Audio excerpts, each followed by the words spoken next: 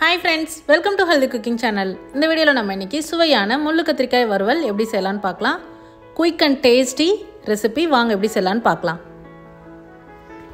முள்ளு கத்திரிக்காய் நல்லா கழுவிட்டு எடுத்துக்கோங்க. கத்திரிக்காயில நிறைய வெரைட்டி இருக்கு. அதுல இது ஒரு வெரைட்டி முள்ளு கத்திரிக்காய்.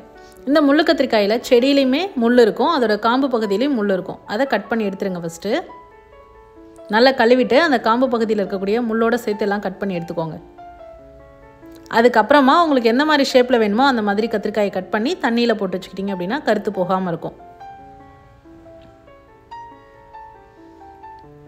இந்த கத்திரிக்காய் வந்து பாத்தீங்கன்னா சீக்கிரமா குக் ஆயிரும். தோல் வந்து ரொம்ப மெல்லிசா இருக்கும். அதனால நான் இந்த கொஞ்சம் பெரிய சைஸா போட்டுருக்கேன். உங்களுக்கு இன்னும் குட்டி சைஸா வேணும்னாலும் குட்டி சைஸா போட்டுக்கோங்க.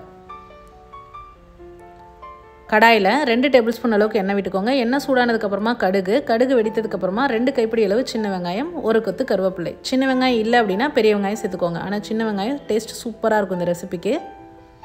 வெங்காயம் கண்ணாடி பதம் வந்ததுக்கு அப்புறமா நம்ம ஏற்கனவே கட் பண்ணி வச்சிருக்க கூடிய கத்திரிக்காய் இதல சேர்த்துக்கோங்க.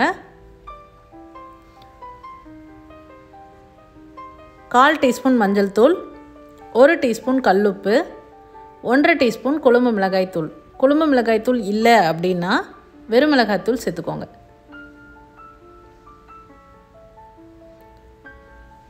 இப்போ இத எல்லாத்தையும் சேர்த்து நல்லா கலந்து விட்டுட்டு ஸ்டவ் வந்து சிம்ல வச்சுக்கோங்க. இந்த ரெசிபி செஞ்சு முடிக்கிற வரைக்குமே ஸ்டவ் வந்து சிம்ல இருந்தது அப்படினா எல்லா கத்திரிக்காயும் மிதமா நல்லா ஈக்குவலா குக் ஆகி வரும், அடி பிடிக்காம வரும்.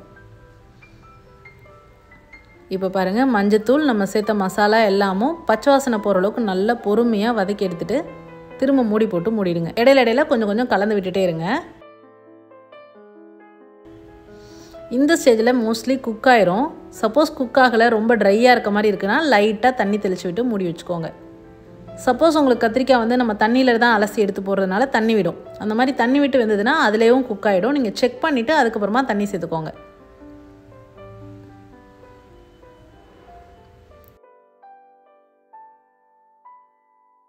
தண்ணி எல்லாமும் நல்லா ட்ரை ஆகி சூப்பராக குக் ஆகி வந்திருக்கு.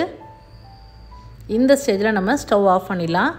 சுவையான முள்ளு கத்திரிக்காய் வறுவல் சூப்பராக எப்படி தயார் பண்ணலான்னு இந்த வீடியோவில் பார்த்தோம். சூடான சாதத்து கூட வச்சு பரிமாறணும் அப்படின்னா அட்டகாசமான காம்பினேஷன். இதை அப்படியே நம்ம கலந்து லஞ்ச் பாக்ஸ் ரெசிபியாக கூட ஸ்கூலுக்கு கொடுத்து அனுப்பலாம். ரொம்ப சிம்பிளாகவும் டேஸ்டியாகவும் இருக்கும்.